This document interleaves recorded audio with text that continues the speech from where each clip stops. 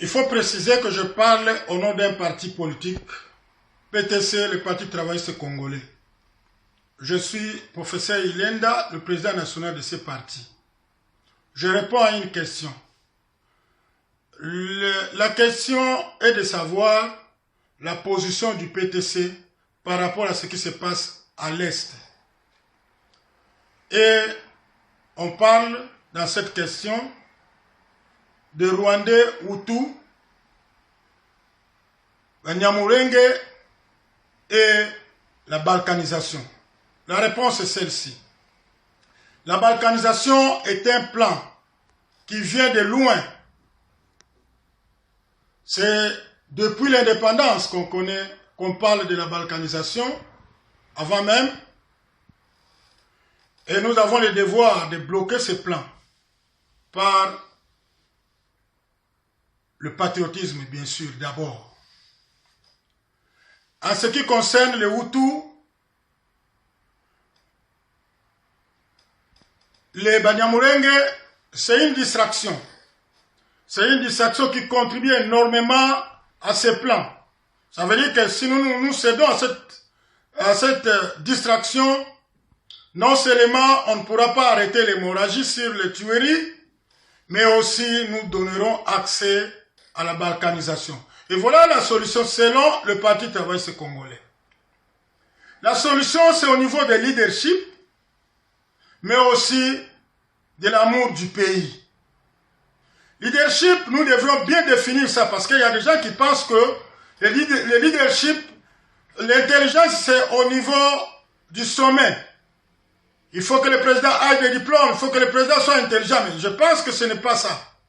Ça ne suffit pas, parce que le droit administratif accorde plus du pouvoir aux entités qu'au sommet. Même pour la signature d'un arrêté, le ministre doit se référer au travail fait par le secrétaire général qui est le technicien d'administration. Et je dirais ici que le chef de l'État apprécie et signe. Mais la préparation, la vie technique vient des entités. Comment juger un administrateur d'un territoire qui doit céder le village? Tout un village, tout un groupement, parce qu'on lui a remis une vache. Il prépare un document qui va convaincre les autorités facilement, sans témoignage des autochtones et un étranger devient chef du village, il faut en calculer les conséquences. Voilà donc quand on a des administrateurs de territoire qui ne sont pas intelligents, croyez-moi que c'est le grand problème que nous avons aujourd'hui.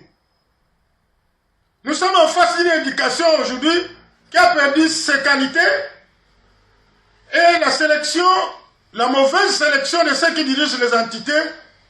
Et finalement, on s'est dit que l'intégration d'une tribu qui vient d'ailleurs devient un problème chez nous. J'ai dit non. Parce que vous avez les nilotiques aux États-Unis, en Afrique du Sud et même Congo-Brazzaville. Ils n'arrivent pas à concrétiser les plans qu'ils ont chez nous, à arriver à des exercices qu'ils entreprennent chez nous parce que ceux qui dirigent ces pays les bloquent. Donc, nous avons plusieurs exemples ici. Les Hutus entrent chez nous en 1994. Mais il fallait combien de temps pour pouvoir faire du mal aux Congolais comme ils le font aujourd'hui? Au début, ils n'avaient pas cette force parce qu'il y avait un leadership qui ne pouvait pas leur donner du temps. Je me rappelle encore un jour, je vais rencontrer un Rwandais Hutu qui vivait en Suisse. J'étais en Suisse avec lui. Il me dira, j'étais au Congo, entré au Congo en 1994. Au premier mot de notre échange, j'ai vite compris que c'est Hutu en face d'un chef de secteur. Bourri, excusez-moi du terme, il pourra gagner tout ce qu'il veut de ce chef de secteur. Et au détriment de la population. Vous voyez où est-ce que nous en sommes? Non mais l'exemple est clair ici. Mobutu avait un directeur de cabinet rwandais. Mais vous voyez en quelle période Mobutu avait maté sur le Rwanda? Mais ce n'est pas parce qu'il avait un directeur de cabinet rwandais que ce Rwandais devrait faire profiter sa présence au Rwanda. Ah non, il n'a pas eu ce temps. Donc, pour moi, je dirais que le fait d'intégrer une tribu dans notre pays, c'est profitable non seulement à l'échange de culture, mais aussi au pays. C'est-à-dire que parmi ces gens qui viennent, nous avons des ingénieurs qui peuvent nous être utiles, nous avons des maçons qui peuvent nous être utiles, mais pourvu qu'ils soient bien encadrés, pourvu qu'ils soient orientés par rapport à la politique interne de notre pays, de la politique intérieure de notre pays. Donc la question c'est à ce niveau. Et ici je termine par dire que on doit rapidement penser à cette question pour ne pas être distrait. Un point, un trait.